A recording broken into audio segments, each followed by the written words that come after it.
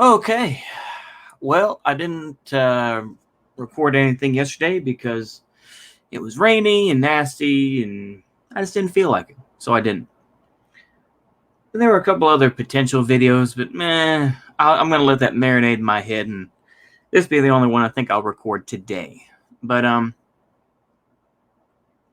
I saw the clip of Vaush talking about Tariq Nasheed taking advantage of this situation for apparently there's a guy that had mental issues. I think schizophrenia, or I think some schizo stuff, and I can't remember all. But you know what? Who cares, frankly? The fact is that there's this black dude who's like, "Why'd you hit the computer?" You know, and the guy went off and he started hitting himself. He's like, "Come on, man, I don't want to," and he left hospitality and all this. Okay. So Vaush goes on a rant about Tariq Nasheed and says, "Oh, well, everyone hates him. The left, is afraid to talk about these things." Yeah, people like me have talked about that for a while. Is that the left-wing folks don't want to talk about it. They'll signal it. They'll virtue signal it and say, "Yeah, well, white people are bad," but they don't. The minute a cracker gets killed, they'd be like, "Well, And the thing is, even Vaush will do the same thing. The thing is that he basically breaks it into sort of he's doing the whole meme of basically we need to build a bigger army than they do.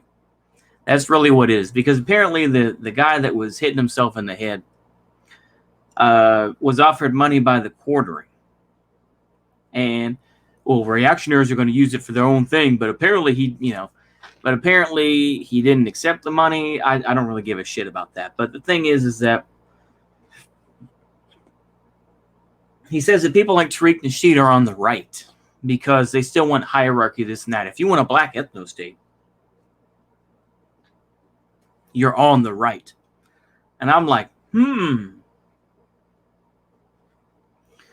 So when Robert Mugabe had, it feels you want to. I'm not gonna sit here and Rhodesia post and everything else. I'm not gonna do that. But it's like, So when Robert Mugabe said what he said, and kicked the white farmers out and all that business, and now of course they've been accepted back and people were coping. Didn't hear him say anything about that. But the thing is that Vaush doesn't want to talk about the larger issues at hand.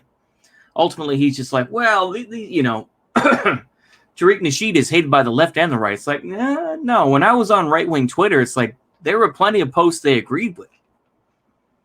The thing is, I was blocked by Tariq Nasheed because I shared, a a video that he posted, which was showing LA gang members. It was from like at least 5 or 6 years ago. It was LA gang members that the Chicanos, and they were saying we don't want N-words in our in our area homes and all that sort of thing. We don't want all that. And I remember he blocked me because of it.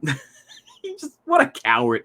The thing is that ultimately people like Tariq Nasheed, Professor Black Truth, all these types, even including people like Young Pharaoh. He doesn't call himself Young Pharaoh Allah anymore, but Young Pharaoh. These are all grifters. It's like, to a point, I think they agree with what is coming out of their mouths. I do think that they agree with what they are saying, and I think they try to live by it, but ultimately they don't really give a shit. Because like Tariq Nasheed, for example, is married to a woman that is half white. Wife that he calls Peanut. So it's like, my brother. The thing is that he didn't have some melanated queen, this and that. Like I say, wannabe pimp, all that sort of thing, But that's typical of people that are obsessed with race.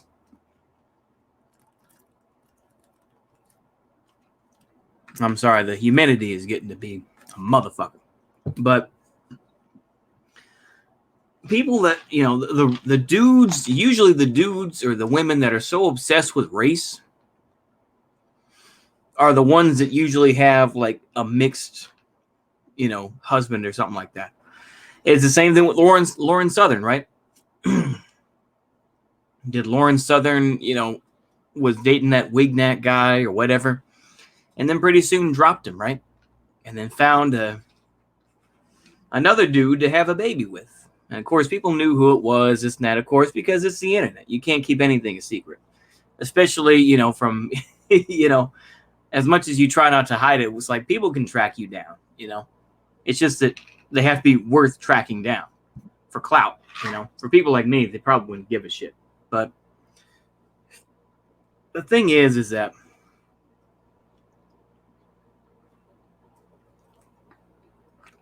these are grifters.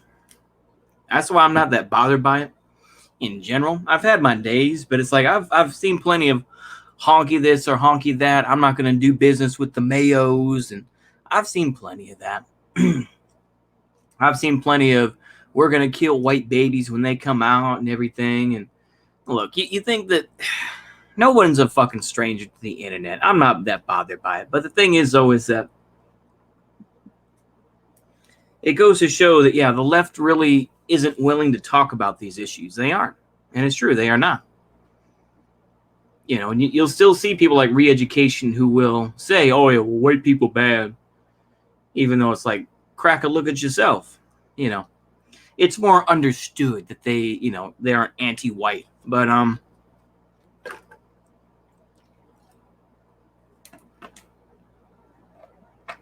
the thing is to me is that he doesn't talk about the larger issues. He's just like, well, it's really, it's like it's the far right's fault. It's the Nazis' fault for that. There are people in his chat who did say that, but it's like in general, it goes to show the separations that exist. I think that a lot of folks out there are just, they just want to be edgy racists and whatnot, to a point. And then, of course, the ones that really virtue signal hard, of course, you'll find out that they have a kid with like a black woman or something like that. That's always the case. It's like when someone really wants to go on and on about race, then find out who they're married to, or find out if they had kids with somebody. And then you're like, oh, okay.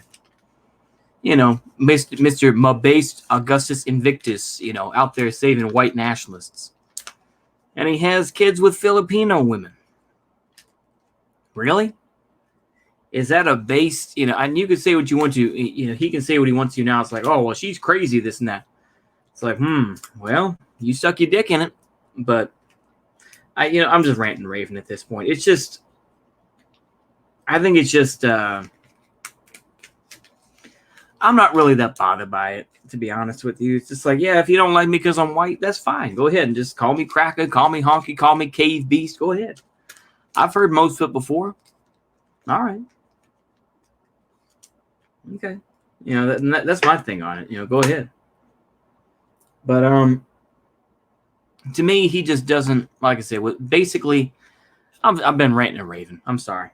But basically, Vaush does not understand the larger issues at play. Is he going to talk about people like,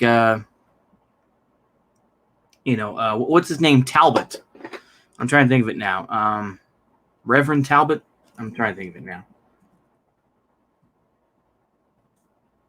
Oh, Bishop Talbot. That's it.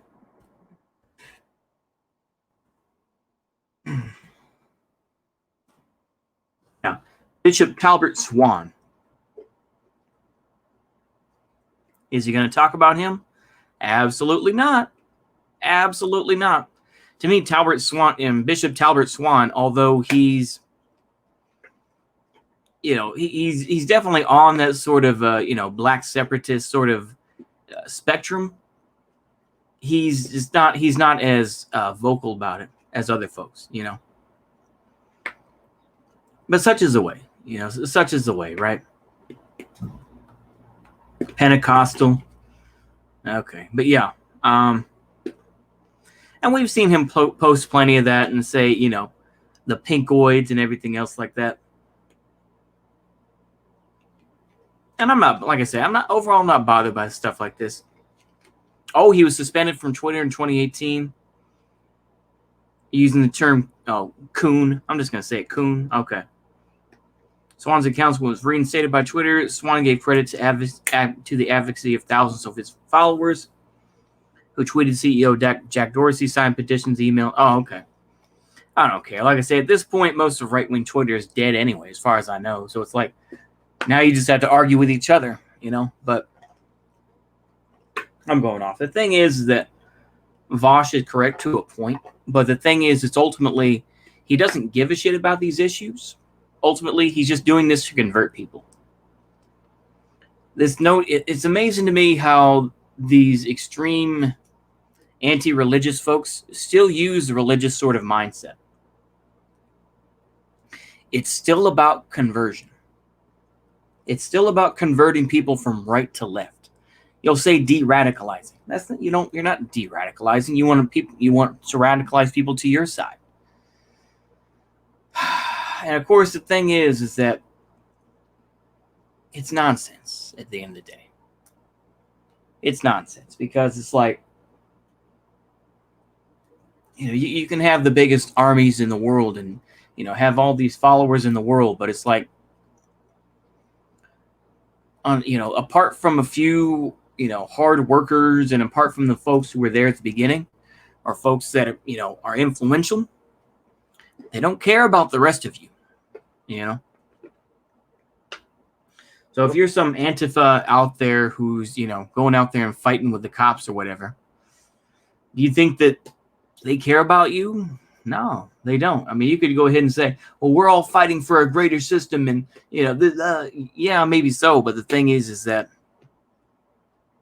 they don't care about you independently of everything else. Just think on that. Anyway, I went for about 12 minutes ranting about really nothing, but that's basically my point. It only comes down to, we need a bigger army than the other people.